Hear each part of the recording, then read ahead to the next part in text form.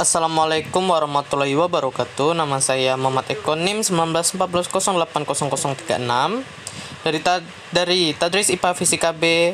Di sini saya akan menjelaskan metodologi penelitian mengenai bab 5. Yang pertama yaitu kesimpulan penelitian.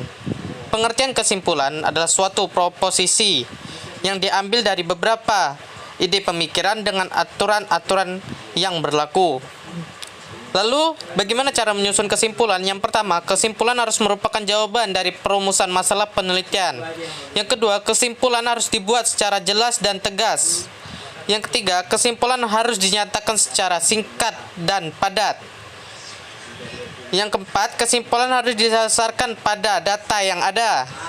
Yang kelima, hindarkan angka-angka statistik dalam kesimpulan.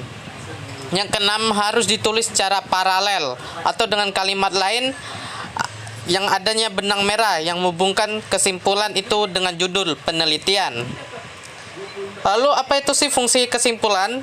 Yang pertama, mempertegas dan mengambil intisari pembahasan berupa hasil analisis data. Yang kedua, jawaban akhir atas apa yang telah dirumuskan dalam perumusan masalah penelitian. Yang ketiga, untuk membantu pemahaman pembaca tentang intisari dari penelitian yang dilakukan oleh peneliti. Lalu bagaimana dengan contoh kesimpulan? Nah, di sini saya memiliki kesimpulan penelitian tentang identifikasi kesulitan belajar peserta didik pada pembelajaran fisika di Mas Lamno, merupakan penelitian deskriptif kualitatif. Kesimpulannya yaitu, berdasarkan hasil analisis dari data penelitian, dapat diambil kesimpulan bahwa terdapat 4 kesulitan belajar peserta didik di Mas Lamno pada pembelajaran fisika, yaitu yang pertama, kurang menguasai matematika. Yang kedua, sulit menghafal persamaan fisika. Yang ketiga, menggunakan persamaan fisika dalam menyelesaikan permasalahan fisika. Yang keempat, sulit mengemukakan pendapat karena takut salah, serta kesulitan menyimpulkan materi yang sudah dipelajari. Nah, secara umum, kesulitan-kesulitan ini terjadi karena peserta didik belum menguasai operasi hitung matematika, guru kurang bersahabat, penjelasan guru sulit dipahami, serta bingung dalam menyampaikan pendapat. Materi kedua yaitu implikasi dari penelitian. Implikasi penelitian adalah suatu akibat yang terjadi atau ditimbulkan pelaksanaan kebijakan atau program dari suatu penelitian.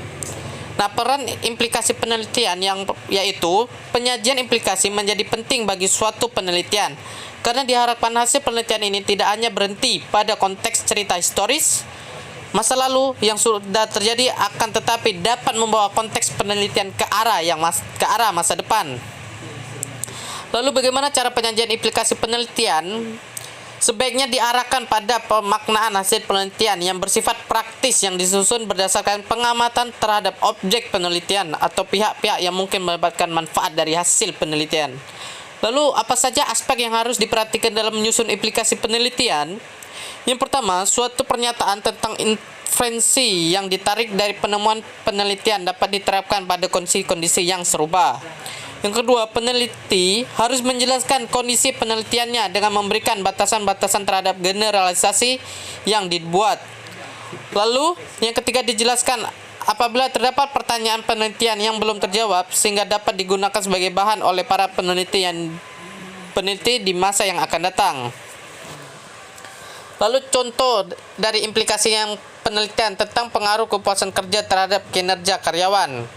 Nah, contohnya, kepuasan kerja terbukti berpengaruh terhadap kinerja karyawan.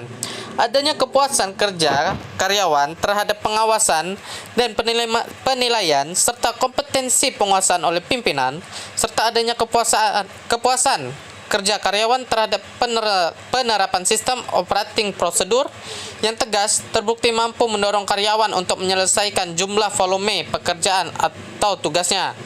Kemampuan karyawan menyelesaikan pekerjaan atau tugasnya mencerminkan kondisi kinerja karyawan yang baik.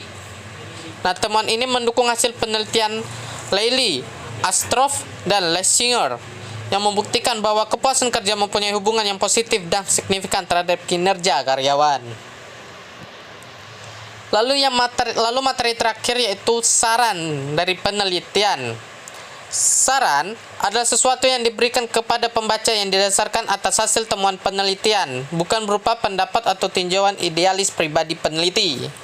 Nah, penyajian saran harus secara singkat dengan bahasa yang jelas, operasional, konstruktif yang memuat rekomendasi peneliti berdasarkan hasil penelitiannya.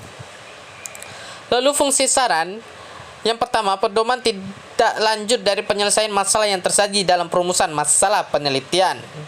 Yang kedua, sebagai perbaikan untuk penelitian selanjutnya. Hal ini perlu untuk mengantisipasi atau mengembangkan penelitian selanjutnya sehingga memungkinkan diperolehnya hasil penelitian yang lebih baik.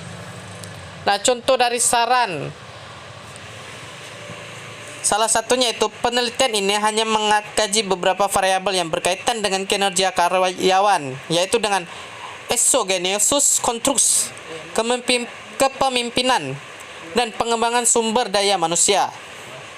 Oleh karena itu, diharapkan dilakukan penelitian lanjutan guna melihat secara lebih luas faktor-faktor yang mempengaruhi kinerja karyawan. Penelitian ini hanya mengkaji beberapa variabel yang berkaitan dengan kinerja karyawan, yaitu dengan exogenesis controls, kepemimpinan, dan pengembangan sumber daya manusia. Oleh karena itu, diharapkan dilakukan penelitian lanjutan guna melihat secara lebih luas faktor-faktor yang mempengaruhi kinerja karyawan. Nah, sekian ada penjelasan singkat saya mengenai bab 5 atau bisa dibilang sebagai bab penutup. Apabila ada kesalahan, saya mohon maaf. Terima kasih atas waktunya. Assalamualaikum warahmatullahi wabarakatuh.